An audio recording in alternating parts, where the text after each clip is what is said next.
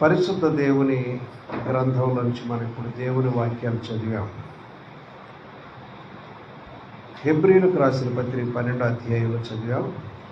ఇంత గొప్ప సాక్షి సమూహము మేఘం వలె మనలను ఆవరించినందున మనము కూడా ప్రతి భారమును సులువుగా చిక్కులు పెట్టు పాపమును విడిచిపెట్టాలి అనేటువంటి మాట వచ్చింది. గత ఆదివారం నాడు మనం చెప్పుకున్నది ఏంటంటే, గొప్ప సాక్షి సమూహం, మంచి సాక్ష్యాలు కలిగినటువంటి వారు మేఘం వలె పైనున్నారు మనకి. వాళ్ళల్లో హేబేలు, హనోకు, నోవహు, అబ్రహాము, మోషే, దావీదు ఇలాంటి వాళ్ళు చాలా చాలా గొప్ప గొప్ప దేవుని కొరకు జీవించినటువంటి వాళ్ళు, విశ్వాసంలో వీరులు, చాలా గొప్ప గొప్ప భక్తులు, మంచి సాక్ష్యాలు కలిగి ఈ భూలోకంలో సాక్షి విడిచిపెట్టి పరలోకానికి వెళ్ళిపోయారండి. దేవుడు స్తోత్రం. మనకు మాదిరి ఉంచిపోయారు. అంటే అంతటి భక్తి జీవించడం అసాధ్యమండి అని మీరు అనుకుంటారని వాళ్ళ పేర్లని రాయబడి ఎవరెవరు విశ్వాస వీరులుగా జీవించారో వాళ్ళ జాబితాలు బైబిల్ గ్రంథంలో హెబ్రీ పత్రిక 11వ అధ్యాయంలో లిఖించాడు దేవుడు. ఇంత గొప్ప సాక్షి సమూహం భక్తులు, విశ్వాస వీరులు మేఘం వలె మనలను ఆవరించి ఉన్నందున మనము కూడా ఏం చేయాలంటమ్మా? ప్రతి భారాన్ని వదిలించుకోవాలి. ఆ భారం ఏంటి? సులువుగా చిక్కులు పెట్టే పాపాలను వదిలించుకోవాలి. సులువు చిక్కు పాపాలను విడిచిపెట్టి విశ్వాసమునకు కర్తయు దాన్ని కొనసాగించువాడనైన యేసు వైపు చూచు మన ఎదుట ఉంచబడిన పందెములో ఓపికతో మనం పరిగెత్తాలండి. మనం కూడా ప్రతి భారాన్ని సులువుగా చిక్కులు పెట్టి పాపాన్ని విడిచిపెట్టాలి. మత్తయి సువార్త 11:28 ఉంటుందంటే, ప్రయాసపడి భారం మోసుకొనుచున్న సమస్త జనులారా నా యొద్దకు రండి, నేను మీకు విశ్రాంతినిస్తానంట. ఎందుకు అంటే, నువ్వు పాప భారాన్ని మోస్తే నువ్వు విశ్రాంతిని అనుభవించలేవు. పాపం అనేది మనిషిని విశ్రాంతిని అందనివ్వదు. నిన్ను కలవరానికి గురి చేస్తుంది. నీ కుటుంబాన్ని షేక్ చేసేస్తుంటుంది. నీ కుటుంబంలో నెమ్మది ఉండదు, నీ ఇంటిలో నెమ్మది ఉండదు, నీ పిల్లల్లో నెమ్మది ఉండదు. ఎందుకంటే పాపం అనేది పెద్ద సమస్య ఏమండి. కాబట్టి దేవుని వాక్యం మత్తయి 11:28, ప్రయాసపడి భారమును మోసుకుంటున్న సమస్త జనులారా నా యొద్దకు రండి, నేను మీకు విశ్రాంతిని. ప్రభువు దగ్గరికి రావాలి. ఎవరైనా పాప భారం చేత మోయలేని స్థితిలో ఏదైనా భారం ఉందంటే ఆ భారం చేత కొంత విసుగుదల కూడా వచ్చేస్తుంది, చచ్చిపోవాలన్న కోరిక కూడా వచ్చేది. ఈ బరువులు నేను మోయలేనండి, ఈ సంసారం బరువులు మోయలేనండి, ఈ బిడ్డల బరువు మోయలేనండి, ఈ వ్యాధి బరువు మోయలేనండి, అప్పుల భారం మోయలేనండి అని ఆ భారం వల్ల ఆఖరికి వాళ్ళకి ఏమనిపిస్తుంది అంటే చావే ఒక శరణ్యంగా అనిపిస్తుంది. కానీ అలాంటి వారు ప్రభు దగ్గరికి వస్తే మీ భారాలన్నీ తొలగిపోతాయి సిలువ దగ్గర. దేవునికి స్తోత్రం. కాబట్టి మనము కూడా ప్రతి భారాన్ని వదిలించుకోవాలంటే యేసు ప్రభు దగ్గరికి చేరాల్సింది. లైవ్లో వాక్యం వింటున్నా ఒకవేళ దేవుణ్ణి ఎరగని వాళ్ళారా, మీరు ఏదన్నా భారాల్లో ఉన్నారా, సమస్యలో ఉన్నారా, మోయలేని సమస్య ఉందా, జీవిత ఈ పోరాటంలో అలసిపోయారా, మీరు ప్రభు దగ్గరికి వస్తే తప్పనిసరిగా మీ భారాల నుంచి మీకు విడుదల దొరుకుతుందని దేవుని వాక్యం చెప్తుంది. అలాగే లూకా సువార్త 10:41 అక్కడ ఒక సంఘటన రాయబడింది. లూకా సువార్త 10:41.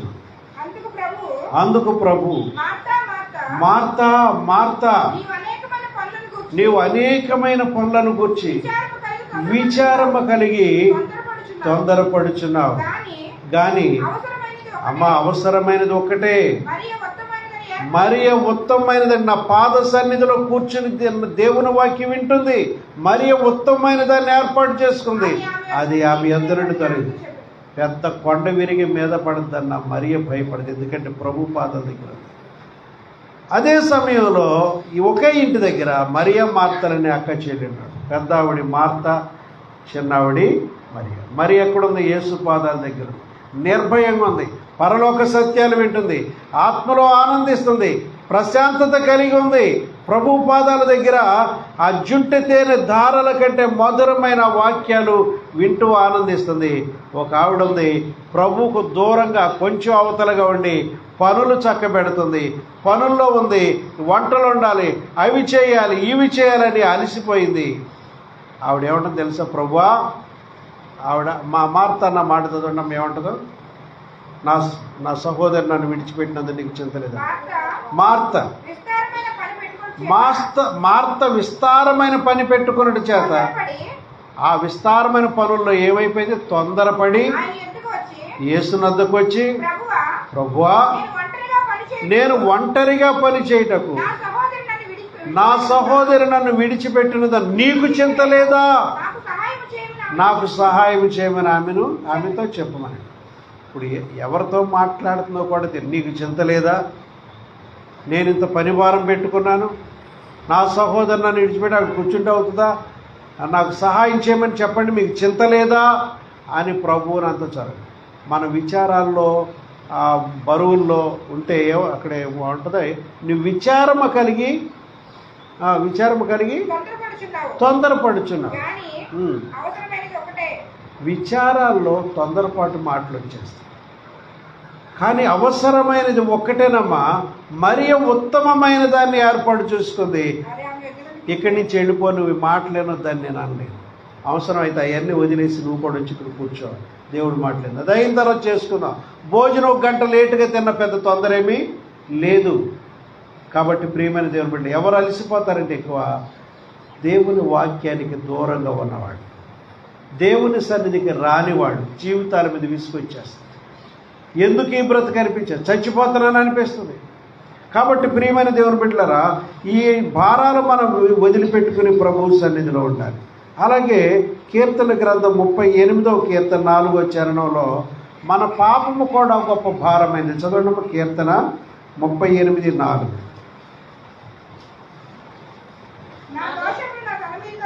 నా దోషములు, దావీదు భక్తుడు అంటున్నాడు కీర్తన, నా దోషములు నా తల మీదుగా పొర్లి పారి ఉన్నవి, నేను మోయలేని బరువు వలె అవి నా మీద మోపబడి, నా దోషములు నా తల మీదుగా పొర్లి పారి. అవి ఎలా ఉన్నాయంటే నేను మోయలేని బరువు అయిపోయినాయి అంట. మీకు తెలుసా, పాపం చేసాం అయిపోయింది అనుకుంటాం, కానీ అది మన మీద బరువే. అది ఎంత బరువు అనుకుంటున్నారు? మోయలేని బరువు అయిపోతుంది. పాపం దాని పాపములోనే ఉండి ఇంకా దాని నుంచి విడుదల పొందక, ప్రభు దగ్గర క్షమాపణ పొందక, మారు మనసు పొందక, తన పాప జీవితం విధులు వదిలిపెట్టుకోకపోతే అది ఎంతో భారమైంది అయిపోద్ది చివరకు. ప్రియమైన స్నేహితుడా, సహోదరి తల్లులారా, దేవునికి విరోధమైన పాపము నీ మీద ఏమైనా ఏలుబడి చేస్తుందంటే చివరికి అది నీ ప్రాణం మీదకి వస్తుంది. అది నీ ప్రాణం మీదకి వస్తుంది. పాపం అంటే అంత సులువుగా వదిలిపెట్టి వెళ్ళిపోయేది కాదు. నువ్వు ప్రభు దగ్గరికి వచ్చి పశ్చాత్తాపడి నీ పాపాన్ని ఒప్పుకోకపోతే అది నీ చావును కోరుతుంది.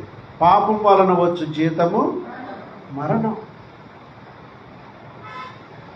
ప్రియమైన దేవుని బిడ్డలారా, ఒక సహోదరుడు ఉండేవాడు, చింతాలని, ఇదే కాలుగట్టుగా ఒకప్పుడు చింతాలని ఉంటాడు. ఆయన భార్య ప్రార్థనకు వచ్చేది, కొల్లేటి లంకలోంచి దొంగసార తీసుకొచ్చి అమ్మేవాడు. ఆయన భార్యకి ఇచ్చి అమ్మించమంటే ఆ అడుగు లంగాకి జేబులు కుట్టించుకుని ఈ వీధిలో తిరుగుతూ సారా ఎవరికి కావాలంటే వాళ్ళకి అమ్మేది. నా దగ్గర ఉంది సారా కావాలంటే అమ్మేది. ఈయన డబ్బులు చేసి పెట్టి సారా ఈయనే తెచ్చి అమ్ముతున్నాడు, కానీ ఫుల్గా తాగేసి కళ్ళు ఎర్రగుండే. ఏమయ్యా, ఆవిడ సారా అమ్ముతూ కూడా వాళ్ళు ఆయననే ప్రార్థనకు రావయ్యా నువ్వు అనేది. ఈవిడ చేసేది మంచిపోయిన ప్రార్థన రావయ్య అంటే ఆయన ప్రార్థనకే నాలుగు తాగేవాడు వెళ్ళకూడదు అన్నాడంట. ఎంత నీతితో చూశారని.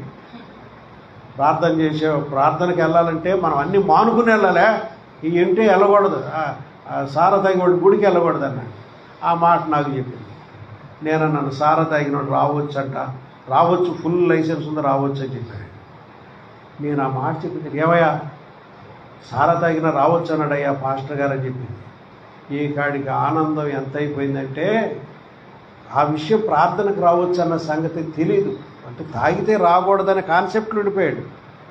కానీ రావచ్చు, వెల్కమ్ ఉందని చెప్పేవాడికి అతనికి పరవశుడైపోయాడండి. ఆనందంతో మంచి బట్టలు వేసుకుని, ఒక మంచి తువాలు వేసుకుని, టర్కీ టవల్ వేసుకుని, మంచి బట్టలు కట్టుకుని హుషారుగా వచ్చాడు. పెళ్లికి మంటపాలు అవి కట్టేవాడు ఆ కుర్రాడు అంటే 40 ఏళ్ళు ఉంటాయి. 3 పిల్లలు అతను, 4 పిల్లలు. ఒకళ్ళు చచ్చిపోయారు, ఆ పిల్లలతో బ్రతికించుకున్నాడు. సంతోషంగా వచ్చాడు. మీలో కొంతమంది వాక్యం దగ్గర నిద్రపోయేవాడు కాదు. ఇలా భూత వైద్యుడు చూస్తూ ఉంటాడు. ఆయన చక్కగా వినేవాడు వాక్యం, చక్కగా విని ఇవాళ రాత్రి ఏనాది ఖాళీలో ప్రార్థన అన్నాం అనుకోండి, 10 చేపలు ఇలా సంకనెట్టుకుని తీసేసి అక్కడ పరదాలు వేసేసి పోవటానికి స్టేజీ ఇలాగ ఏదో ఒకటి ఏర్పాటు చేసేసి నాకు తోడుగా చాలా హెల్ప్ చేశాడు. తాగుతూనుండేవాడు, తాగుతూనుండేవాడు. ఎందుకని పాస్టర్ గారి లైసెన్స్ ఇచ్చాడు కదా, తాగినా ప్రార్థన రావచ్చు అనేసాం కదా. ఇక మనకు ఆయన హుషారికి మనకి చాలా సేవలు చేస్తాడు. మైక్ సెట్లు బిగించేవాడు వచ్చి చాలా సహాయం చేస్తాడు. సరే మనం కూడా ఏంటి టచ్ చేయాలి, వినగా అతనే మారుతాడని మనం ఊరుకున్నాం, చేస్తాం. ఇక మనం ఇచ్చిన లైసెన్స్కి ఇంకా ఫుల్గా తాగేయటం మొదలెట్టాడు. అప్పుడు ఇక్కడ ఎండి డాక్టర్ ఒకడు ఉండేవాడు ఈ సాయిబాబా గుడి దగ్గర, రవికుమార్ అని పెద్ద డాక్టర్ ఉండేవాడు, పెద్ద డాక్టర్. ఇతను ఈ లివర్ అంతా కుళ్ళిపోయి చీమట్టేసి హాస్పిటల్ పెట్టారు అక్కడ. సరే కుర్రోడు మన ప్రార్థనకు వచ్చి ఈ పరదాలు అవి చేసి హెల్ప్గా ఉన్నాడు, హాస్పిటల్ ఉన్నాడు, చూడటానికి వెళితే అతని పరిస్థితి సీరియస్గా ఉంది. ఏమయ్యా సీరియస్గా ఉంది నీ పరిస్థితి, స్కానింగ్ చేయించుకురావాలి, నువ్వు భీమవరం వెళ్ళాలి, చెప్పలేం, పరిస్థితి తీవ్రంగా ఉందని రవికుమార్ గారు అన్నారు. ఇక మమ్మల్ని చూసి చాలా ఏడుపు వచ్చేసింది ఆయనకి. పోనీ ఆ సారాల వల్ల పెద్ద సంపాదించాడు, లాభపడ్డానికి లేదు. ఎందుకని ఆయనే బాగా తాగుతాడు, ఏదో జరుగుతుంది, అయిపోతున్నాయి, కానీ డబ్బులు కూడా పెద్ద ఏదో తక్కువ, ఏదో ఉంగరం ఉంటే ఆ ఉంగరం తాకడి పెట్టి అమ్మేసావు. మొత్తం మీద స్కానింగ్లు తీసుకురావడానికి భీమవరం వెళ్ళారు. పాపం నడవలేకపోతున్నాడు ఆయన. అక్కడికి వెళ్ళి హాస్పిటల్, రవికుమార్ హాస్పిటల్ ప్రార్థన చేశాం. ఏమండి ఆయన కొరకు ప్రభువా ఈయన్ని స్వస్థపరచు, రక్షించని మేము ప్రార్థన చేశాం. అయ్యా నువ్వు ఈ వదిలేయాలని కూడా మేమేం పెద్దగా అనలా, ఎందుకంటే దేవుడే మాట్లాడతాడని. ఆయనే ఒక నిబంధన చేశాడు, పాస్టర్ గారు నా పరిస్థితి చాలా సీరియస్గా ఉందండి, ఇప్పుడు నేను స్కానింగ్కి వెళ్తున్నాను భీమవరంలో, నా పరిస్థితి పర్వాలేదు, ప్రతి మందులతో తగ్గిపోద్దంటే ఇక్కడి నుంచి ఈ త్రాగుడు అన్ని మానేస్తానండి, ఇక్కడి నుంచి దేవుళ్ళలోకి వచ్చేస్తానండి, నేను నా భార్య బిడ్డలు ప్రార్థనకి సమృద్ధిగా పరిశుద్ధది. ఇంతకుముందు ఇంత చుట్టకాలు చూడండి కొన్ని సన్నదే, తర్వాత ఇంత లావు చుట్టలు అయిపోయారు, పొగ ఎక్కువ చుట్టేసుకుని ఎక్కువ పొగ కోసం తాగేసాడు, సిగరెట్లు కాల్చేవాడు, చుట్టలు కాల్చేవాడు. సరే అవన్నీ స్కానింగ్ తీసుకొచ్చారు. తర్వాత ఆయన చూసి రవికుమార్ అన్నాడు, మందులతో సరిపోద్దులయ్యా, ఇంకా ఈ సీరియస్నెస్కి వెళ్ళదని తగ్గిస్తానన్నాడు. ఇక డిశ్చార్జ్ చేయించేసుకుని 4 రోజులు కోటాలు పెట్టేవాళ్ళు ఆ రోజుల్లో తావరపురంలో. ఆ 4 రోజుల కోటాలు భార్య పిల్లలందరినీ తీసుకొచ్చి అక్కడే ఉండి అక్కడే బాప్తీసం తీసుకుని ప్రభు బిడ్డలు అయిపోయి చచ్చిపోయే వరకు సేవ చేసినాడు. దేవుడికి స్తోత్రం, హల్లెలూయా. ఇక్కడ ఏం చెప్తానంటే నేను మీకు, నీ పాపం నిన్ను బలి కోరుతుంది, నీ త్రాగుడు నిన్ను చావుగొడుతుంది, నీ వ్యభిచారం నీ మరణానికి వస్తుంది, నువ్వు చేసే పాపాలు భారమైపోయి నీవే అశాంతితో చచ్చిపోతావు. కానీ నువ్వు యేసు ప్రభులోకి వచ్చి నువ్వు పశ్చాత్తాపడితే నీ పాపాలకు అక్కడ సిలువ దగ్గర విడుదల ఉంది. దేవుడికి స్తోత్రం కలుగునుగా, హల్లెలూయా. మన పాపం బరువైందని చెప్పుకున్నాం. తర్వాత 12:2 సులువుగా చిక్కులు పెట్టు పాపమును విడిచిపెట్టాలి. ఏంటి అమ్మ, ఏంటి పాపాలు ఎలాంటి అమ్మ? నిన్ను సులువుగా చిక్కులు పెడతాయి. ముందు ఎలా తాగుతావు, ఏదో ఫ్రెండ్స్ దగ్గర స్నేహపూర్వకంగానే ఒక అవున్స్ తాగుతారు. ఇక అవున్స్ తాగుతుంది నిన్ను బాటిల్స్ లాగే దగ్గర చేయాలి. నీ యొక్క ఆదాయం అంతా సారా కొట్లకి వెళ్ళిపోద్ది. అదే ఆదాయం ఉంటే పెద్ద డాబా కట్టుకుంటావు, అదే ఆదాయం ఉంటే నువ్వు బోళ్ళంత డబ్బు బ్యాంకులో వేసుకుంటావు, అదే డబ్బు ఉంటే నీ పిల్లలు పెళ్ళి అయిపోతాయి. ఎంతో లాభకరంగా జీవించవలసిన నష్టాల్లో జీవించడం గల కారణం ఏంటంటే నువ్వు దురభ్యాసాల్లో త్రాగుడులో, వ్యసనాల్లో బానిసయ్యాడు. ఒక పాపం ఉంటే ఒక పాపంతో సరిపోద్ది అనుకున్నారా? అది ఎన్నో పాపాలు లింక్ అయి ఉంటుంది. ఒక కుర్రోడికి పెళ్లి సంబంధానికి వెళ్ళారటండి. ఒక కుర్రోడికి పెళ్లి సంబంధం వెళ్ళారు. ఆడపిల్లలు పిల్లనిచ్చినప్పుడు అడుగుతారుగా, ఏమండి ఈ కుర్రోడికి ఏమన్నా చెడ్డ అలవాట్లు ఏమైనా ఉన్నాయా అని అడిగారు. పెద్దగా ఏమీ లేవండి, పెద్దగా ఏమీ లేవండి. అప్పుడప్పుడు సిగరెట్ కాలుతాడండి. ఆ సిగరెట్ అయినా ఎప్పుడు కాలడు, మందేస్తే కాలుతాడండి, కొంచెం మందేది, అది కూడా ఎప్పుడు చేయడండి. ఇలాగా 10 లిస్టులు చెప్పారంట ఆ కుర్రోడు గురించి. చెప్పటం ముందు ఒకటే చెప్పారు, కానీ చిన్నగా ఒక సిగరెట్ కాలుతాడు, దాని వెనకాల తీగలేసుకుని చాలా ఉన్నాయి పాపాలు. ప్రియ స్నేహితుడా, సహోదరి, ఒక చిన్న పాపమే కదా నువ్వు అనుకుని దాన్ని ఉండనిస్తే, దాని నుండి నువ్వు విడుదల కోరుకోతే అది నేను చంపేస్తుంది. అది ఎలాంటి పాపమైన, పాపం వలన వచ్చు జీతము మరణం. అవి మన శరీరానికి పనికొచ్చే కాదు, నీ ఆరోగ్యానికి పనికొచ్చే కాదు, నీ కుటుంబ ఆర్థిక వ్యవస్థను చిదిమేసేయి, నీ భవిష్యత్తును పాడు చేసేవాడి జోలికి వెళ్ళొద్దు.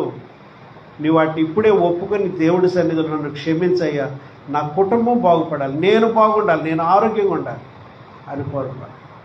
చాలామంది 100 సంవత్సరాలు ఆరోగ్యంగా బతకాల్సింది చాలామంది దానికి ముందే చచ్చిపోతారు. నాకు 70 ఏళ్ళు అంటే ఎవడు నమ్మిసేస్తాను, ఎందుకంటే ఆరోగ్యంగానే ఉన్నాను కాబట్టి. దేవుడికి స్తోత్రం. కొంతమంది నాకంటే ముసలోళ్ళు ఏంటంటే కర్రలు పీకుతున్నారు, 70 ఏళ్ళు వచ్చేదాడు. స్ట్రెంగ్త్ ఎనఫ్గా ఉన్నాను నేను ఈ రోజున, చాలా ఆరోగ్యకరంగా ఉన్నాను. కారణం ఏంటంటే ఏ దురభ్యాసం లేదు. హల్లెలూయా. కాబట్టి ఒక సిగరెట్ అయినా, త్రాగుడైనా, ఇతర వ్యసనాలైనా నిన్ను చావు కొట్టేదాకా వదలు. కాబట్టి ఉదయకాలపు ఆరాధనలో సులువుగా చిక్కులు పెట్టు పాపములను మనం విడిచిపెట్టాలి. సులువుగా చిక్కులు పెట్టే కొన్ని పాపాలు ఇంకా లోతుగా పెడదాం. 1 రాజుల గ్రంథం 14 అధ్యాయం 1-2 వచనాల్లో యెరోబాము అనేవాడు ఇశ్రాయేలు దేశానికి రాజు అయ్యాడు. అంటే సొలొమోను కొడుకైన రెహబాము కాలంలో రాజ్యం 2గా విడిపోయింది. 10 గోత్రాల ప్రజలు యెరోబాముకి వెళ్ళిపోయారు. 2 గోత్రాల ప్రజలే రెహబాము అయిన సొలొమోను కొడుకు. తల్లిదండ్రులు చేసిన పాపానికి దేశం విడిపోయింది. సొలొమోను చేసిన పాపాలు దేవుడు వద్దని, ఆ విగ్రహారాధన చేయకూడదని దేవుడు హెచ్చరిస్తే, అదే దేవుడు మాట వినకుండా చేస్తే నీ రాజ్యం విడిపోద్దని చెప్పాడు. విడిపోయింది. వాళ్ళ దగ్గర పనిచేసే దాసుడు యెరోబాము 10 గోత్రాల ప్రజలు వెళ్ళిపోయి పెద్ద రాజ్యం అయిపోయింది. చిన్న 2 గోత్రాల ప్రజలు మాత్రం యెరూషలేములో సొలొమోను కొడుకైన రెహబాము. చిన్న 2 గోత్రాల ప్రజల నుంచి ఏం పన్ను వస్తుంది, ఏమి రాబడి వస్తుంది, దేశం ఏం బాగుంటుంది? 10 గోత్రాల ప్రజలు వీళ్ళ సిగ్గు రావటానికి కొరకు విడిచిపెట్టేసి, సరే వాడేం చేశాడంటే యెరోబాము ఈ ప్రజలు 10 గోత్రాల ప్రజలు, 2 గోత్రాల ప్రజలు ఉన్న దగ్గర యెరూషలేము మందిరం ఉంది, అక్కడికి ప్రార్థనకని వెళ్తే ఆ రాజు మళ్ళీ వీళ్ళు వశపరుచుకుని ఆ మీద కుట్రలు చేస్తాడని 2 బంగారు దూడలను చేయించి, ఒకటి దానులో ఒకటి బేతేలులో నిలబెట్టించి, ఇదే ఇశ్రాయేలు దేవుడైన యెహోవా, ఈయనే దేవుడైన యెహోవా, ఈయనే ఆరాధన చేసుకోండి అని బంగారపు దూడలు చేయించి అక్కడ పెట్టేసి వీళ్ళందరినీ విగ్రహారాధనలకు లోబరిచేసిన ప్రజలు. దేవుడు కృపచేత రాజ్యం ఇస్తే అతను ఏరుకోవాల్సిన బదులు దాన్ని కాపాడుకోవటానికి విగ్రహారాధన ప్రవేశపెట్టాడు. ఇచ్చింది ఎవరు? దేవుడు. రాజ్యం ఇచ్చాను, ఏలుకోరని వాళ్ళకు బుద్ధి రావడం నీకు ఇచ్చాను. ఈయన శుభ్రంగా ఏలుకోవాల్సిన బదులు విగ్రహారాధన పెట్టి ఏం చేశాడంటే కీడు తెచ్చుకున్నాడు. అతనికి పుట్టినటువంటి జ్యేష్ఠ కుమారుడు రోగి అయి మంచం మీద కాయిలా పడ్డాడు. నీవు చేసే పాపం నీ బిడ్డల మీద కీడు తీసుకొస్తుంది. నువ్వు విచ్చలవిడిగా చేసేటువంటి నీ పాపాలు, నీ విగ్రహారాధన, వ్యభిచారాలు, నువ్వు చేసే దోషాలు నీ బిడ్డల పాలిట శాపాలై కూర్చోండి. వాడు మంచం ఎక్కాడు. ఎంతమంది రాజవైద్యం తీసుకొచ్చి ఎన్ని లక్షలు ఖర్చు పెట్టినాడు, రోగం తగ్గట్లేదండి. అప్పుడు ఆయనకు ఒక ఆలోచన వచ్చింది. నేను ఇజ్రాయేల్ మీద రాజును అవుతానని చెప్పిన అహీయ ప్రవక్త అన్నాడు, అమ్మాయి నువ్వు ఆయన దగ్గరికి వెళ్ళు, నువ్వు కానీ రాణిలాగా ఈ ఆడంబరాలు తీలేవంటే ఆయన కోపం వచ్చి శపించేస్తాడు. నేను రాజును అవుతానని చెప్పి నన్ను ఆశీర్వదించిన ఆయనే. కాబట్టి ఒక సామాన్య స్త్రీల ఊరు బయట రథం వదిలిపెట్టేసి నడుచుకుంటూ అయ్యగారి దగ్గరికి వెళ్ళి, అయ్యా నేను ఈ పట్టణంలో పేదరాలు, నా కొడుకు అనారోగ్యంగా ఉన్నాడు అయ్యా, మరి మా బిడ్డ ఆరోగ్యంగా ఉండేటట్టు ప్రార్థన చేయండి. మీకు ఒక తేనె బుడ్డి తీసుకొచ్చానయ్యా, 10 రొట్టెలు అప్పాలు తీసుకొచ్చానయ్యా. అయ్యగారి కళ్ళు కనపడతలేదంట. ఇవన్నీ తీసుకొచ్చి అయ్యగారికి తినిపించి ప్రార్థన చేయించుకొని నీ బిడ్డ బాగుంటాడని ఆయన నోటితంటే అయిపోతాడని విశ్వాసంలో భర్త పంపించాడు. భర్త పంపిస్తే నిజంగానే ఊరి వెలుపలే రథాన్ని వదిలేసి మెల్లిగా నడిచేస్తాడు. ఈ పాస్టర్ గారికి ఏమో కళ్ళు కనపట్ల, ముసలితనం వాళ్ళు. అప్పుడు దేవుడు అన్నాడు, యెరోబాము భార్య వస్తుంది, అయ్యా నేను నువ్వు చెప్పమన్న మాటలు ఆవిడకి చెప్పు అని చెప్పాడు. ఏం చెప్పాడు అవన్నీ జాగ్రత్త విని మౌనంగా ఉన్నాడు. ఈ లోపల యెరోబాము భార్య ఇంటిలోకి అడుగెడుతూ అయ్యా వందనాలు. యెరోబాము భార్య అక్కడే ఆగన్నాడు. ఆవిడకి పరిచయం చేసుకోవాలా, నేను పలానని చెప్పాలా. యెరోబాము భార్య అక్కడే ఆగు, నీకు కఠినమైన మాటలు చెప్పాలని దేవుడు చెప్పాడు. నీ బిడ్డ కొరకు ప్రార్థన చేయించుకోవాలని వస్తున్నావు, నీ బిడ్డ బ్రతకడు, వాడు చచ్చిపోతాడు. దేవుడికి స్తోత్రం. ఈవిడ ఏమని ఊహలంటుందంటే, అయ్యా నీ కొరకు తేనె బుడ్డి తెచ్చా, రొట్టెలు తెచ్చా, అప్పాలు తెచ్చా, మీరు ఒకసారి ఆనండి, ఒక రొట్టె ముక్క తెచ్చి నోట్లో పెడతా, తినండి అయ్యా తినండి అని 4 ముక్కలు తినిపించి, ఏంటమ్మా వచ్చావు, నీలాంటి ప్రేమ గల తల్లులు పెద్దగా లేరమ్మా, మాకు రొట్టెలు తినిపిస్తున్నావు, తేనె పెట్టావు, ఏం కోరికతో వచ్చావురా అని అడుగుతాడు. అయ్యా నా బిడ్డగా వెళ్ళిపోమ్మా, నీ కొడుకు బాగైపోతాడు. ఆయన నోటితో ఒక బంగారు మాట అంటే అయిపోద్దని ఆలోచనతో వచ్చాడు. అంతేగాని బుద్ధి సరి చేసుకోవాలని రాలా, విగ్రహాలు తీసేయాలని రాలా, ఆ విగ్రహాల వల్ల శాపం వచ్చిందని అవి తీసేసుకోవాలని రాలా, కపటంగా నాటకం ఆడతాకు వచ్చారండి వాళ్ళు. సరే ప్రవక్త అన్నాడు, యెరోబాము భార్య అక్కడ నువ్వు కుర్రోడు కొరకు ప్రార్థన చేసుకుంటూ వచ్చావు. దేవుడు కృపచేత రాజ్యం ఇస్తే ఆ రాజ్యాన్ని సొంతంగా నిలబెట్టుకోవాలని మీరు విగ్రహాలు పెట్టేసి ఆ పట్టణాల్లో దేవుడికి వ్యతిరేకంగా చేస్తున్నారు. మీరు నీ కుర్రోడు బ్రతకడు. చెప్పాలంటే ఇప్పుడు వీడొక్కడే సమాధికి వెళ్తాడు, మిగతా పిల్లలు ఎవరు కూడా మీ వంశమంతా నాశనం అయిపోద్ది, ఎవడో సమాధికి వెళ్ళడు, అక్కడక్కడ కాకులు గద్దలు తినేటట్టు అయిపోద్ది మీ శవాలు అని దేవుడు ప్రవక్త శపించాడు. దేవుడికి స్తోత్రం. ఇక్కడ ఏంటంటే అక్కడికి వచ్చిందండి. సరే నీ కుర్రోడు బ్రతకడు అన్నాడు అనుకోండి, కాళ్ళ మీద పడి అయ్యా దయచేసి ఈ బిడ్డ బ్రతికేటట్టు ప్రార్థన చేయ్యా, మా తప్పులు మేము తీసేసుకుంటామయ్యా, ఆ విగ్రహారాధన తీసేయమని నేను నా భర్త చెప్పుకుని మొత్తం మీద తీయించేస్తానయ్యా, నా బిడ్డ బ్రతకాలయ్యా అని కాళ్ళు పట్టుకుని అడిగితే దేవుడు కన్నీరు కారిస్తే దేవుడు క్షమించేవాడేమో. ఏమండి, అవి అక్కడే ఉండాలి, కొడుకు బాగుపడాలి, ఆ పాపాలు వదలకూడదు, నా కుర్రోడు బాగుండాలి. ఏదో ఒక విధంగా మోసం చేసైనా దీవెని తెచ్చుకోవాలని కొంతమంది ఇలాంటి వేషాలు వేస్తూ ఉంటారు. నువ్వు దేవుడి సన్నిధికి వచ్చినప్పుడు ఇలా మారు వేషాలతో వచ్చి, భక్తి వేషం వేసుకొచ్చి, పరిశుద్ధ స్త్రీ వేషం వేసుకొచ్చి, పరిశుద్ధుడి వేషం వేసుకొస్తే దేవుడు నమ్ముతాడు అనుకోమాట. దేవుని సేవకుడు గుడ్డివాడే, కానీ ఆయన్ని సేవ చేయించుకునేవాడు గుడ్డివాడు కాదు. దేవుడికి స్తోత్రం. ఆవిడ అక్కడ పశ్చాత్తాపడి విరిగి నలిగి రోజుతో అక్కడే ఉండి, ఒరే రాజుగారిని తీసుకురండి, పశ్చాత్తాపడితే కొడుకు బ్రతుకుతాడు, ఆయన పాదాలు పట్టుకుని ఇక్కడ కన్నీరు ఆ మాటలు ఏమైనా వచ్చాయా? ఆయన అన్నాడు, వెళ్ళిపోయింది. నువ్వు వెళ్ళు, నువ్వు ఊర్లోకి వెళ్ళగానే చచ్చిపోయాడు కుర్రాడని ఎదురు వార్త వస్తుంది. ఆ వార్త రాకుండా ఉండాలంటే ఇక్కడ ప్రార్థన చేసుకుంటే దేవుడు ఎన్నోసార్లు ఎంతోమందిని క్షమించాడు దేవుడు. కానీ వీళ్ళు మాత్రం ఆ పనికి పూనుకోరు. చాలామంది పాపంలో ఇలాగే చనిపోతుంటారు. పాపం విడిచిపెట్టాలి. దేవుడికి స్తోత్రం. సులువుగా చిక్కులు పెట్టి పాపం అంటే పశ్చాత్తాపానికి బదులు కఠిన మనస్కురాలైపోయింది. కొంతమంది గెహాజీ అనేటువంటి వాడు ఏం చేశారమ్మా, 2వ రాజుల గ్రంథం 5వ అధ్యాయం 22వ వచనంలో గెహాజీ కూడా అక్కడ ఎలీషా నయమాను తెచ్చిన మణుగు 20 మణుగుల బంగారు, 20 మణుగులు ఏంటా, 20 మణుగులు వెండి, 1,20,000 రూపాయల బంగారు, 10 జతల బట్టలు, రాజవస్త్రాలు లాంటివి తెచ్చుకొచ్చాడు నయమాన్. కుష్ఠరోగం ప్రార్థన చేయించుకుంటాడు. నువ్వు తెచ్చిన వాటిల్లో ఏమీ అక్కర్లేదు, పట్టుకుపోమన్నాడు. పక్కనే ఉన్నటువంటి గెహాజీ అనే శిష్యుడు, ఎలీషా శిష్యుడు, మా అయ్యగారికి ఏమైనా మెంటలెక్కింది ఏంట్రా, ఇంత బంగారం ఎప్పుడైనా కళ్ళను చూశాడా? 1,20,000 రూపాయలు బంగారం అంటే ఎంత బంగారం? 20 మణుగులు వెండి, డబ్బు చేదా? వీటి ద్వారా మినిస్ట్రీ చేయొచ్చు కదా, వీటి ద్వారా సేవ చేయొచ్చు కదా, ఈ ఉంటే డబ్బుల ద్వారా మనం ఏదన్నా ప్రత్యేకంగా చేయించుకోవచ్చు కదా. వస్త్రాలు వద్దన్నాడు, అసలు ఏమి వద్దు, నువ్వు పట్టుకెళ్ళిపోమన్నాడు పెచ్చోడు అని చెప్పి ఆయన ప్రార్థనలోకి వెళ్ళిపోయాడు. రథ వెనకాల పరిగెత్తి ఏం చేశాడమ్మా, నయమాన్ ఆపేట రథం. ఏంటి పరిగెత్తుకొస్తానంటే, ఏమి లేదండి, ఇప్పుడే ఎఫ్రాయిం అనే మన్యం నుండి ఇద్దరు యవనస్తులైన దైవ సేవకులు అయ్యగారి దగ్గరికి వచ్చారు. వాళ్ళకి ఎట్టడానికి అయ్యగారి దగ్గర ఏమి డబ్బులు లేవండి, ఏమన్నా 2 జతల బట్టలు 2 మణుగులు వెండి ఉంటే ఇవ్వండి, వాళ్ళకి కానుక ఇస్తానన్నాడు మా అయ్యగారు. ఆయన దగ్గర డబ్బులు లేవండి, తీసుకురమ్మని. ఓరి పిచ్చోడా, 2 మణుగులు ఏంటి, ఎన్ని తెచ్చింది ఆయనకి, కావాలంటే డబ్బులు పట్టుకెళ్ళు అని సంచుల్లో మూట కట్టి దాసుల మీద ఎక్కించి అతను అడిగిన బట్టలు వెండి కూడా పంపించాడు.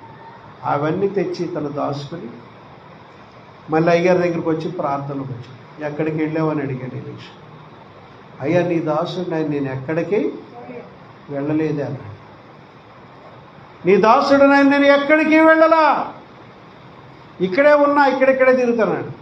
నీవు నయమాను రథం వెనకాల పరిగెట్టేటప్పుడు నా ఆత్మ నీతో కూడా రాలేదా? నయమాను ఏ కుష్ఠరోగం పోగొట్టుకుని వెళ్ళాడో ఆ కుష్ఠరోగం నీకు, నీ భార్యకు, నీ పిల్లలకు శాశ్వత కాలం అంటి ఉంటుందని వెంటనే అతను ఒళ్ళంతా తెల్లటి కుష్ఠరోగం ఇచ్చేస్తుంది.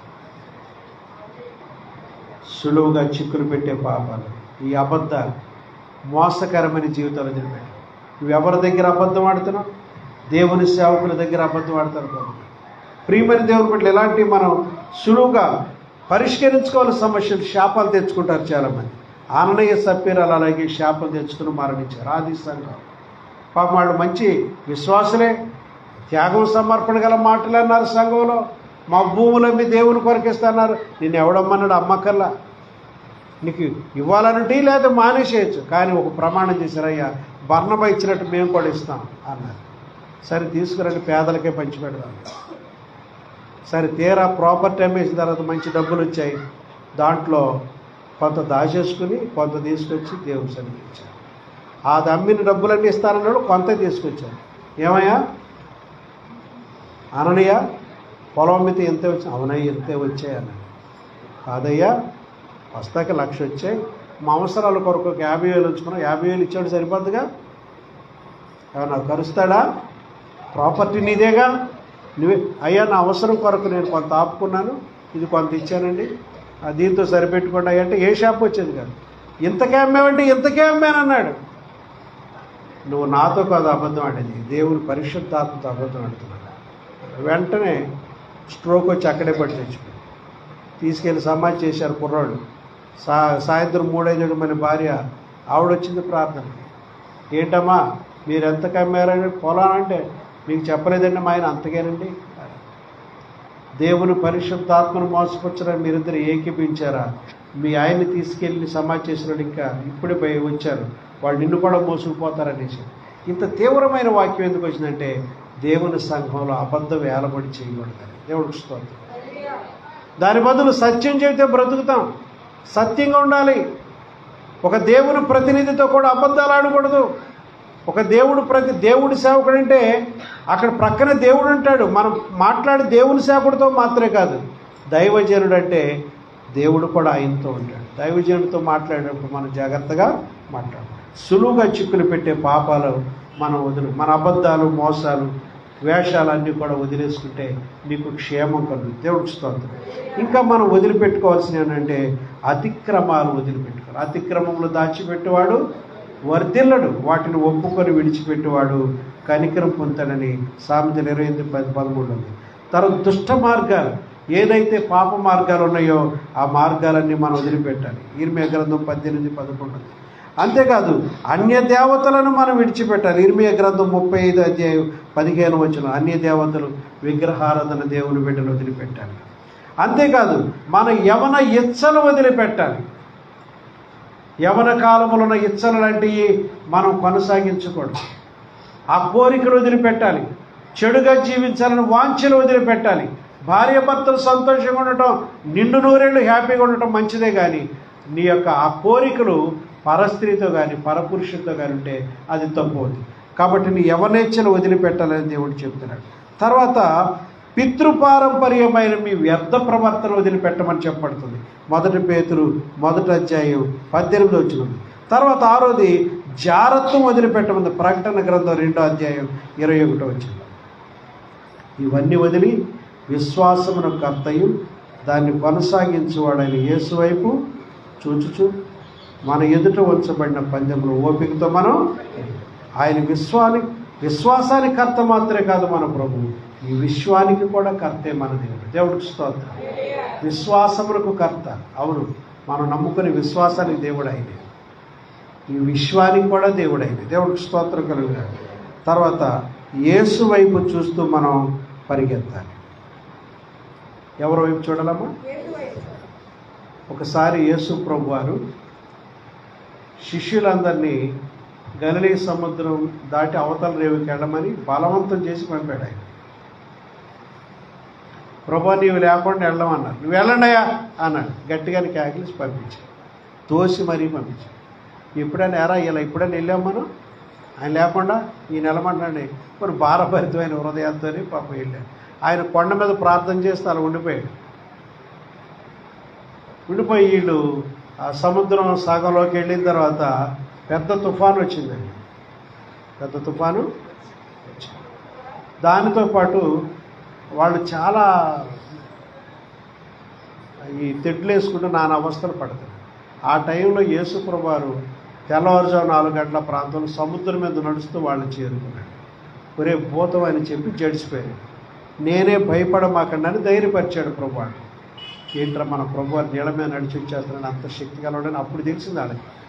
సృష్టి మీద అధికారం ఈయనకు ఉందని అర్థమైంది అప్పుడు వరకు తెలియదు, నీళ్ళ మీద నడుస్తాడని తెలియదు ఆయన.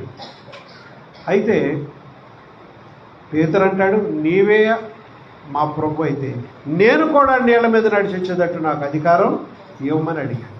రా అన్నాడు. అప్పుడు యేసు ప్రభుని అలా చూసుకుని నీళ్ళ మీద తపా అడుగులు వేసుకుంటూ వెళ్ళిపోయాడు. చాలా నేనేనా నీళ్ళ మీద నడుస్తున్నాను, ఈ గాలి ఏంటి, ఈ తుఫాన్ ఏంటి, నేను నడు సముద్రంలో ఇలా ఇచ్చానంటే అనుకున్నాడు. బుడుగురు మునిగిపోయాడు. ప్రభువా నన్ను రక్షించమని కేకలు పెట్టాడు. ప్రభు చేయి అందించి పైకి లేపాడు. దేవుడికి స్తోత్రం. కాబట్టి ఎందుకు అవిశ్వాసపడ్డావు అన్నాడు ప్రభు. అతను అవిశ్వాసానికి అందించాడు. అతను చేపట్టుకు లేపాడు. మరలా ప్రభు ముందు నడుస్తూ ఆయన వెనక నడుస్తూ మరలా నావలోకి వచ్చేసాడు. ప్రియమైన దేవుని బిడ్డ, మనం యేసు వైపు చూసినప్పుడు మనం మునిగిపోము. మన గురి యేసై ఉండాలి. మనం యేసు వైపు చూస్తూ ఉండాలి. మనం యేసు వైపు చూస్తే ఎలా ఉంటాం? ఈ లోకంలో ధైర్యంగా ఉంటాం. ప్రతిరోజు యేసు ముఖంలోకి చూడాలి. అంటే యేసు క్యాలెండర్ కాదు. నా ముందు ఒక భక్తుడు ఇలా చెప్పాడు, హెచ్కే ఫ్రాన్సిస్ గారని, యేసయ్యా నా కుడి ప్రక్కన ఉన్నావు, నా ఎడం ప్రక్కన ఉన్నావు, నా ముందున్నావు, నా వెనకున్నావు, నా పైన ఉన్నావు, నా క్రింద ఉన్నావు, నా చుట్టూ ఉన్నావు, నా శ్వాసలో ఉన్నావు, నా ధ్యాసలో ఉన్నావు, నా చూపులో ఉన్నావు, నా మాటలో ఉన్నావు. నువ్వెప్పుడు నా చుట్టే నా దగ్గర ఉన్నావు అని అనుకోవాలట ప్రతి భక్తుడు. దేవుడికి స్తోత్రం. హల్లెలూయా.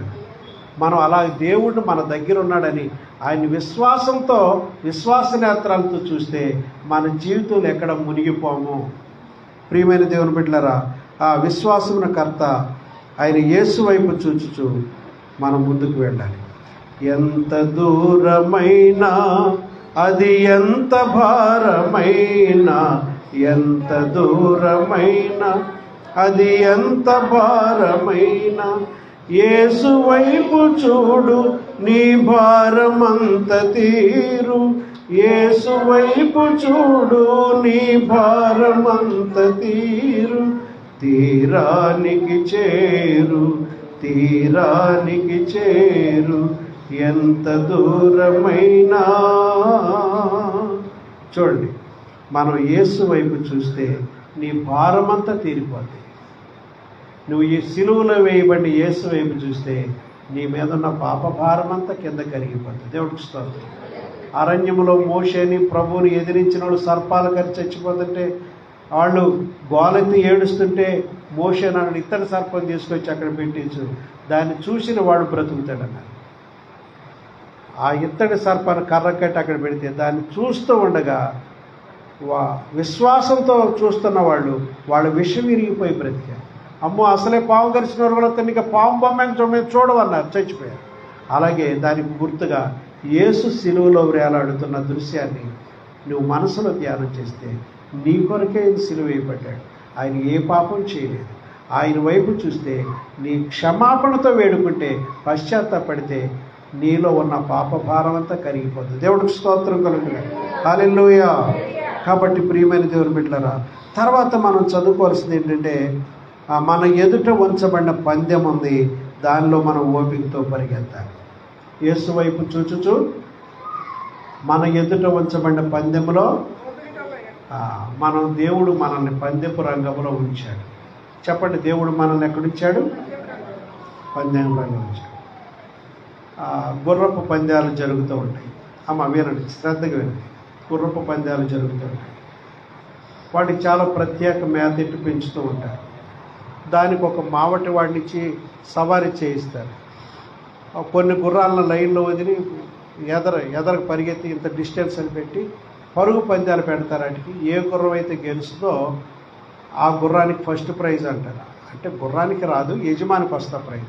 పందాలు కాసుకుంటారు.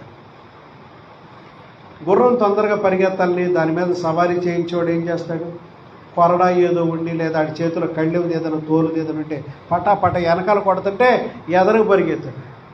అది ఎందుకు పరిగెత్తుందంటే దెబ్బలకు తట్టుకోలేక పరిగెత్తుంది. ఎందుకు పరిగెత్తుందమ్మా? దెబ్బలకు తట్టుకోలేక కొంచెం చురుగ్గా ముందుకెళ్తుంది. అలా పరిగెత్తుంది. సరే, గెలిచింది అనుకోండి, నేను గెలిచాననే సంతోషం దానికి తెలియదు. ఓడింది అనుకోండి, నేను ఓడిపోయాననే కన్నీరు పశ్చాత్తాపం దానికి ఏమి తెలియదు. గెలుపు ఓటముల్లో ఆనందించేది, విచారించేది ఎవరు?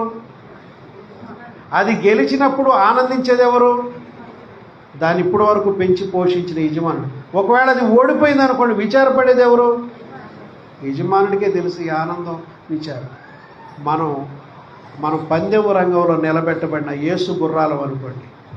ఒకవేళ నీకు శ్రమలు వస్తున్నాయి అనుకోండి, గుర్రాన్ని కొట్టినట్టుగా కొడుతున్నాడు అనుకోండి, చురుకుమంటది, ఏదో పరిగెత్తడం ఏంటి, మాటమాటికి నొప్పులేంటి, ఈ బాధలేంటి, ఈ సమస్యలేంటి, ఈ ఆర్థిక ఇబ్బందులేంటి, అనారోగ్యాలేంటి, ఈ సమస్యలేంటి భగవంతుడని నువ్వు అనుకుంటావు. ఆ దెబ్బలు తింటూనే పరిగెత్తుంటావు. కానీ నువ్వు గెలిస్తే ఆనందించే దేవుడు.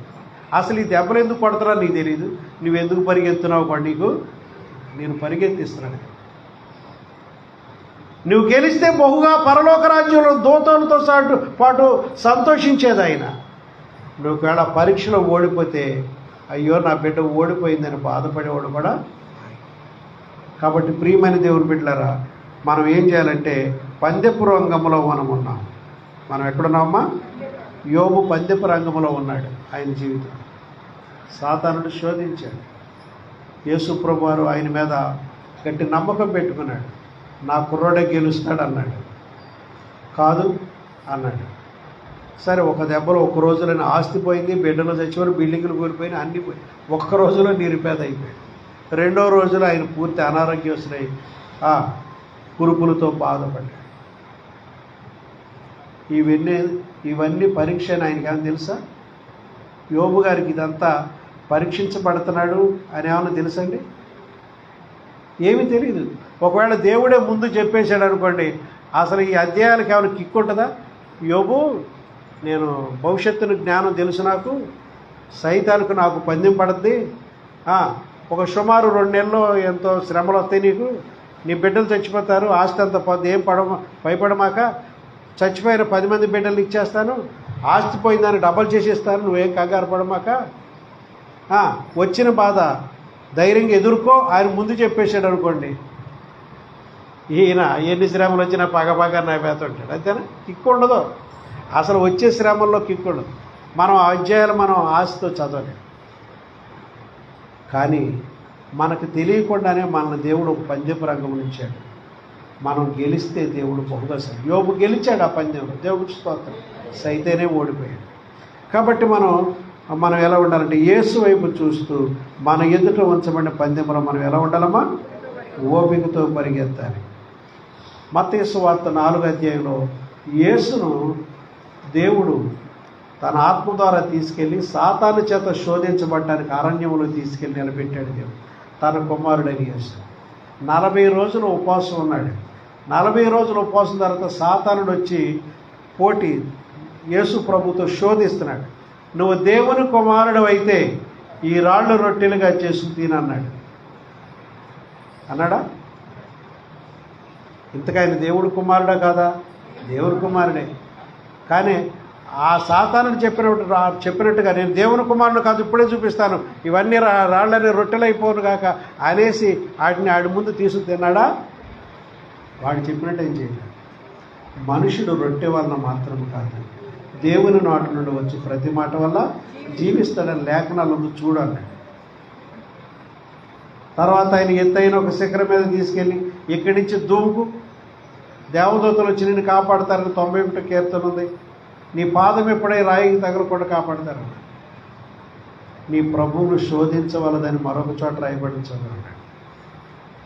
ఇంకోటి ఏమన్నాడు? ఈ లోకరాజ్యములన్నిటినీ వాటి మహిమను ఒక క్షణంలో నిమిషములైన చూపించి నువ్వు ఎవరో చోట్ల సాగిలపడి ఒక్కసారి నాకు నమస్కారం పెడితే నువ్వు సిలువ వేయబడక్కర్లా, అవమానం పొందక్కర్లా, ఈ లోకంలో నువ్వు ప్రజలకు రక్షణ తీసుకురావటానికి ఏమి చేయక్కర్లా, ఇదంతా నీకే ఈ మహిమంతా వదిలేసి నేనే నిష్క్రమిస్తాను, ఈ రాజ్యాల మహిమంతా నీకే వదిలేసి వెళ్ళిపోతాను, ఇక్కడ నువ్వు నేను తప్ప ఎవరు లేరు, ఒకసారి నా పాదాలకు నమస్కారం చేయాలి. నీ ప్రభు అయిన దేవుని నీవు పూజించాలి. అమ్మా,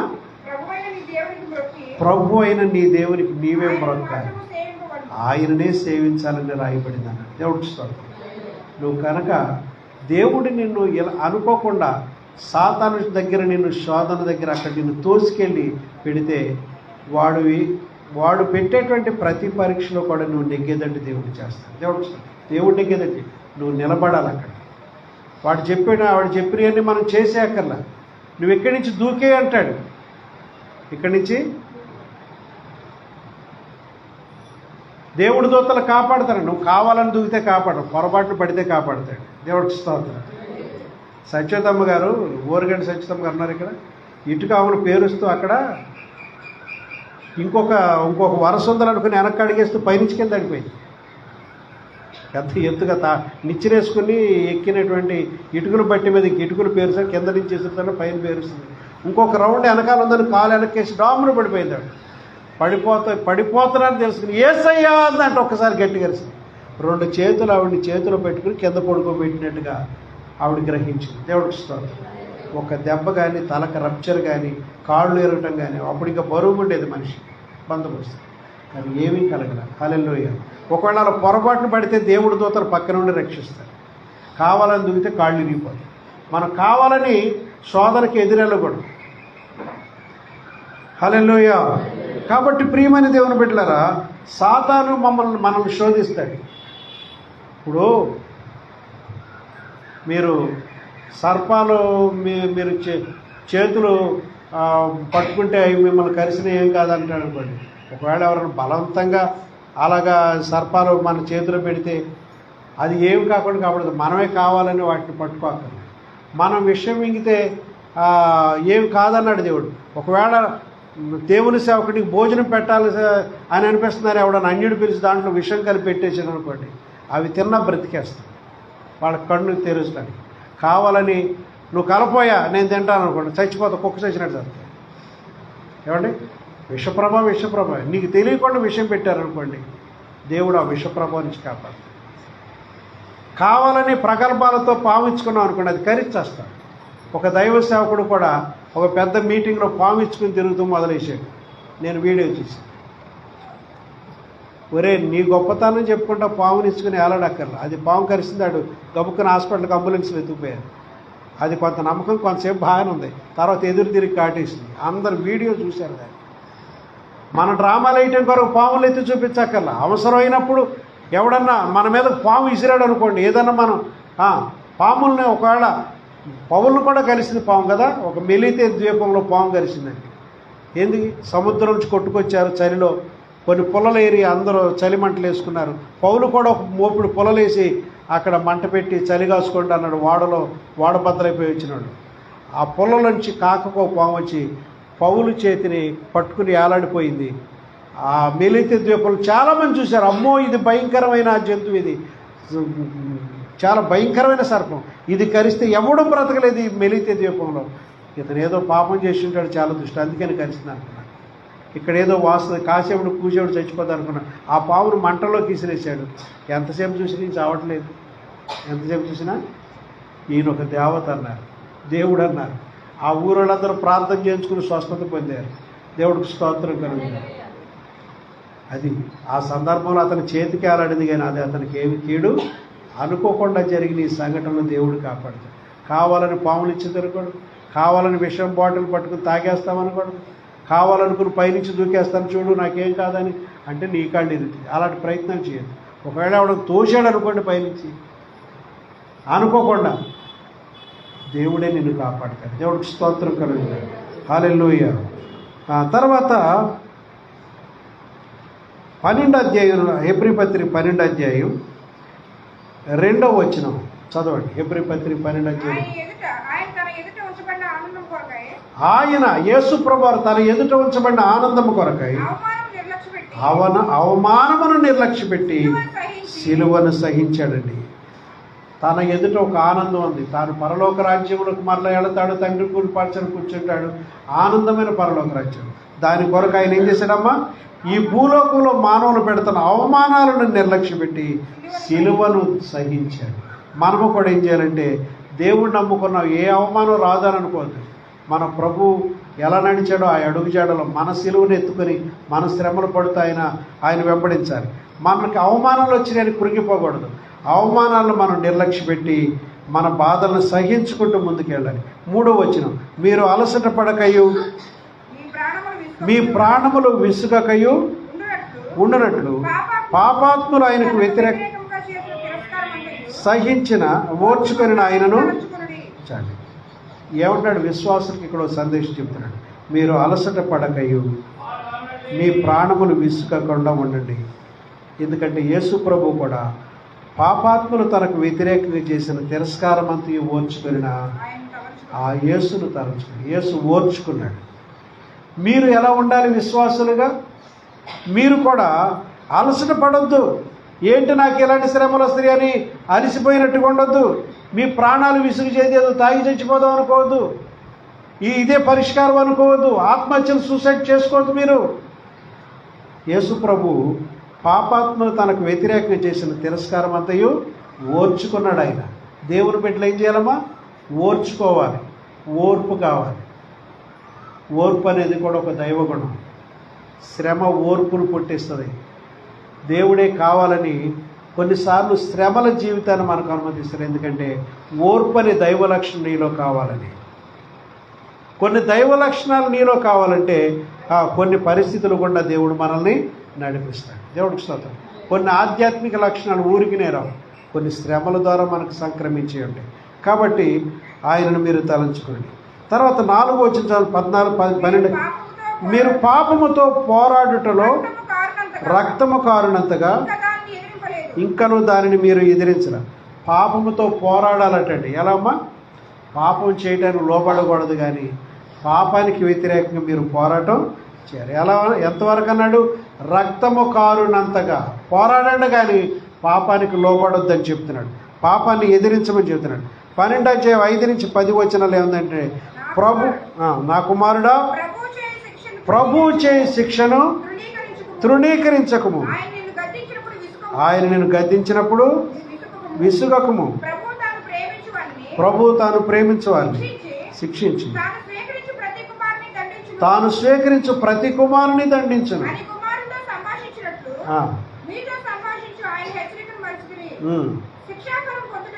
శిక్షాఫలం పొందుటకై మీరు సహించుచున్నారు. దేవుడు కుమారులనుగా లేదా కుమార్తెలుగా మిమ్మల్ని చూస్తున్నాడు. తండ్రి శిక్షించిన కుమారుడెవడు? కుమారులైన వారందరూ శిక్షలో పాలు పొందుచున్నారు. మీరు పొందని ఎడల దుర్బీజులే గాని కుమారులు ఎవరు?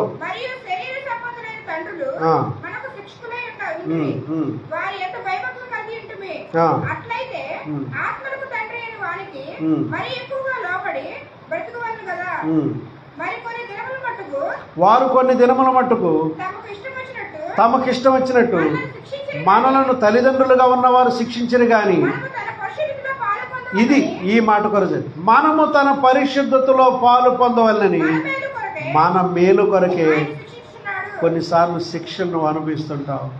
ఎందుకో తెలుసా? నువ్వు ఎక్కడో పరిశుద్ధతను భంగపరుస్తున్నావు. మాటలో అపవిత్రతలు, చూపులో అపవిత్రతలు, నీ చేష్టల్లో అపవిత్రతలు చూస్తున్నాడు దేవుడు. అప్పుడు శిక్షలు నీ మీద పడుతుంటాయి. ఎందుకు?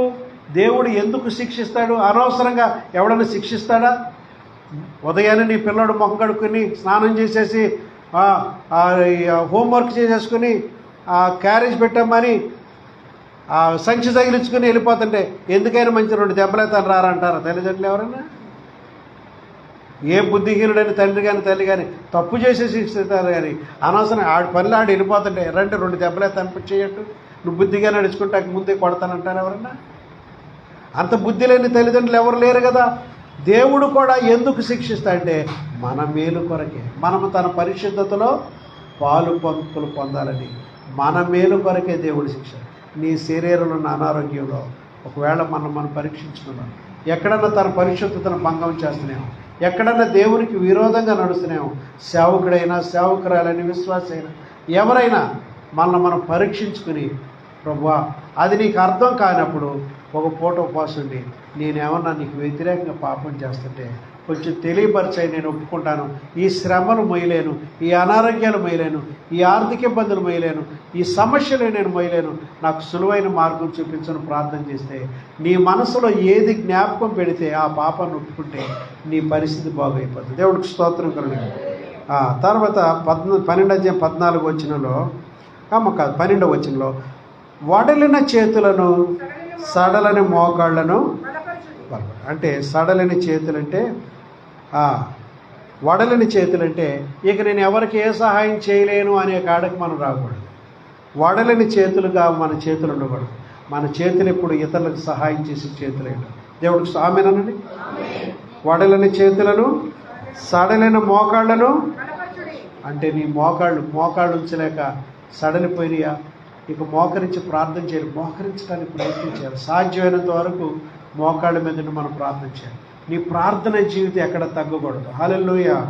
దేవునితో తర్వాత ఏముండాలంటే 14 అందరితో సమాధానమును పరిశుద్ధతయు కలిగి ఉండటానికి ప్రయత్నించాలి. అందరితో సమాధానంగా ఉండాలి.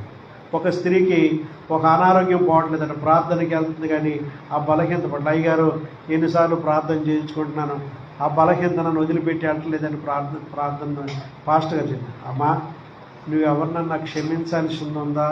ఎవరు చూసుకో అమ్మా.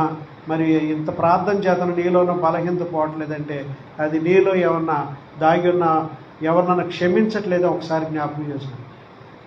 అందరిని మీ అత్తని క్షమించాను, మీ మాంగాన్ని క్షమించాను, మీ ఆడపడుసుని క్షమించాను, ఇరుగు పోరని క్షమించాను, మీ ఆయన క్షమించారా అన్న ఆడినైతే క్షమించను అన్నట్టు. ఆడినైతే మాత్రం నేను. కొంతమంది ఇలాంటి జీవితాలు ఉంటారు. భర్తను క్షమించకుండానే సంసారాలు సాగిపోతారు. ఒకే ఇంట్లో ఉంటారు, విశాలమైన ఇంట్లో ఉంటారు, ఒకళ్ళకొకళ్ళు మాటలు. పెద్ద ఇల్లే కావచ్చు, పెద్ద సంసారం కావచ్చు, విశాలమైన ఇల్లు కట్టుకున్న భార్య భర్తల హృదయాలు విశాలంగా క్షమించుకునే మనసులు వాడినా నేను ఎప్పటికీ క్షమించలేనంటదట. మరి ఆయన్ని నువ్వు క్షమించలేకపోతే నీ పాపాలు క్షమించి నిన్ను పరలోకంలో ఎలా చేర్చుకుంటాడు దేవుడు? మీరు క్షమించిన ప్రకారం మీ పరలోక తండ్రి మీ అపరాధములను క్షమిస్తాడు కదా. క్షమించటం నేర్చుకోండి, క్షమించటం దైవగుడు. దేవుడికి స్తోత్రం. అందరితో సమాధానమును పరిశుద్ధత మెయింటైన్ చేయండి. పరిశుద్ధత ఉండాలి. ప్రతి వారిని చూసినప్పుడు పరిశుద్ధతే కావాలి. 15 వచనం మీలో ఎవడైనా దేవుని కృపను పొందకుండా తప్పిపోవునేమోనని చేదైన వేరేదైనా మీలో మొలిచి కలవరపరచడం వలన అనేకులు అపవిత్రులైపోదురేమోనని ఒక పూట కూటి కొరకు తన జ్యేష్ఠత్వ హక్కు నమ్ముకొనిన ఏసావు వంటి భ్రష్టుడైన వ్యభిచారిని ఒకవేళ మీలో ఉండనేమని. ఇక్కడ ఏమనంటున్నాయంటే పౌలు 12:15లో ఎవడైనను దేవుని కృపను పొందకుండా తప్పిపోతాడేమో దేవునిలోంచి చూసుకోండి. గుళ్ళోంచి తప్పిపోతున్నామో గుడికి రాకుండా అంటలా, దేవుని కృపను పోగొట్టుకుంటున్నావేమంటున్నాడు. హల్లెలూయా. నువ్వు గుళ్ళొంచి మానేసినందువల్ల పెద్ద సమస్య లేదు. అసలు దేవుడు కృపను పోగొట్టుకుని నరకానికి వెళ్ళిపోతావు. జాగ్రత్త. గుళ్ళోకి నువ్వు రాబోదు, నీ బదులు మరొకళ్ళు జాయిన్ అవుతారు. అలా సాగుద్ది పని. కానీ దేవుడి మీద నువ్వు పోరాటం చేసి, అమ్మా వింటున్నారా, దేవుడు ఇచ్చిన ఆ ఉచిత కృపను ఒక చేదైన వేరు నీలో మొలవటం వల్ల, ఒక పాపపు కోరిక నీలో మొలవటం ద్వారా, ఒక పాపపు అభ్యాసం నీలో ఉండటం ద్వారా దేవుడికి సన్నిధికి దూరం అయ్యాం. అది గుర్తు చేసుకోండి. దేవుడు కృప ద్వారా నీకు పరలోకం ఇద్దాం అనుకుంటున్నాడు, దాన్ని పోగొట్టుకుంటావు. అది ఇవాళ గుళ్ళో నుంచి వెళ్ళిపోవడం వల్ల చాలా కుటుంబాలు, 100 కుటుంబాలు, ఒక 50 కుటుంబాలను పోయి ఉంటారు. మొదటి వచ్చిన వాళ్ళందరూ ఇప్పుడు లేదు. ఆ మొదటి వచ్చిన నుండి ఇక్కడి నుంచి ఇంకా 10 ఇళ్ళు అవుతుంది ఆ గుడి ఉండేది. చెట్టుకు కాసిన కాయలని నిలబడవు, కొన్ని కాయలు జారిపోతాయి. పాస్టర్ గారు వింటున్నారు ఈ వాక్యం. మన సంఘంలో కొంతమంది వెళ్ళిపోయినందువల్ల బాధ ఏం పడక్కర్లా. చెట్టుకు కాసిన పిందెలను నిలబడితే చెట్టు కొమ్మలు కూడా నిలవు. పోయేవాళ్ళు పోతారు, వచ్చేవాళ్ళు వస్తారు, దాని పేరు. కానీ పోయేవాళ్ళు ఒకసారి గుర్తుంచుకోవాల్సింది ఏంటంటే, నువ్వు గుళ్ళో నుంచి పోయావా, కృపలో నుంచి పోయావా? దేవుడు కృపను పోగొట్టుకునేవని గుర్తించుకోవాలి ఎవరైనా. దేవుడికి స్తోత్రం కలుగునండి. హల్లెలూయా. 16 వచ్చిన ఒక్క పూట కూటి కొరకు తన జ్యేష్ఠత్వాన్ని అమ్ముకున్నటువంటి ఏసా వంటి భ్రష్టుడైనను వ్యభిచారి అయినను ఒకవేళ మీలో ఉండినేమనని జాగ్రత్త.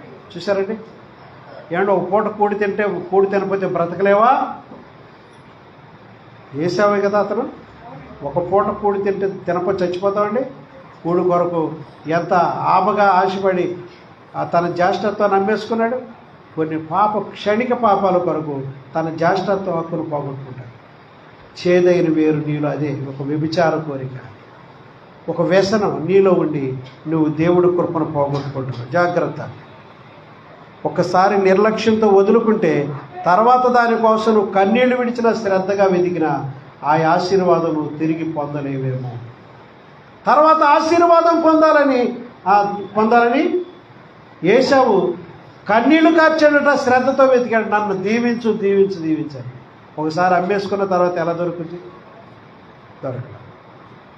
15 వచ్చినమ్మా, మీకు బుద్ధి చెప్పుచున్న వారిని నిరాకరించిన ఎడల. చదవమ్మా.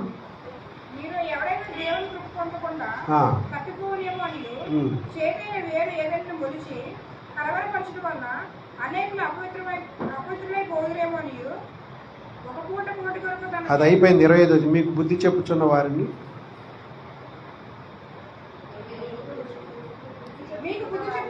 మీకు బుద్ధి చెప్పుచున్న వారిని అంటే పాస్టర్ని లేదా దైవ సేవకుని నిరాకరిస్తే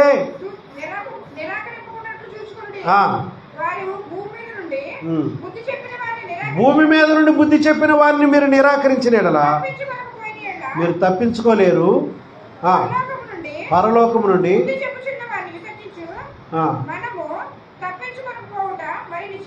అది పరలోకం నుండి బుద్ధి చెప్తున్నాడు దేవుడు సేవకుల ద్వారా. భూమి మీద బుద్ధి చెప్పేవాడిని తప్పించుకోలేకపోయినప్పుడు పరలోకం నుండి బుద్ధి చెప్పుతున్నవాడిని ఆయన్ని విసర్జిస్తే నువ్వు మరి నిశ్చయముగా తప్పించుకోలేవు. మీకు బుద్ధి చెప్పుతున్న పాస్టర్ నిరాకరిస్తే పైనుంచి మాట్లాడుతున్న దేవుడిని నిరాకరించినట్టే. దేవుడికి స్తోత్రం. ఎందుకంటే అపొస్తలుల గారి 5:4 నువ్వు మనుషులతో కాదు దేవునితోనే అబద్ధం. తర్వాత 12:22-24 ఇప్పుడైతే అని మొదలవుతుంది చూడండి వాక్యము.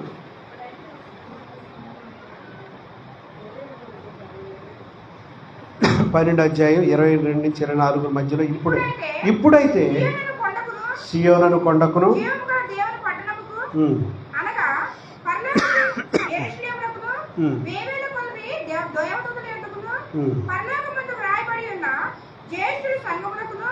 వారి మహోత్సవమునకును అందరి న్యాయాధిపతి అయిన దేవుని యొద్దకును సంపూర్ణ సిద్ధి పొందిన నీతిమంతుల ఆత్మ యొద్దకును కొత్త నిబంధనకు మధ్యవర్తి అయిన యేసునందుకును హేబేలు కంటే మరి శ్రేష్టముగా పలుకు ప్రోక్షణ రక్తమునకును మీరు వచ్చి ఉన్నారు. దేవునికి స్తోత్రం.